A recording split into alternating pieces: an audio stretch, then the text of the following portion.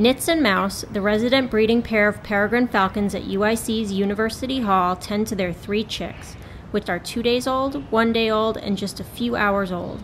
Baby peregrines, called irises, are covered with a soft down that will be replaced by true feathers within 3 to 5 weeks.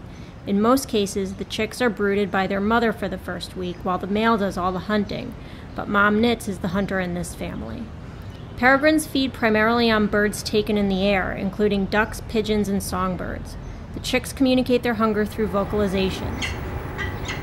They eat an incredible amount of food, the equivalent of a whole pigeon each day, and double their weight within just 6 days of hatching.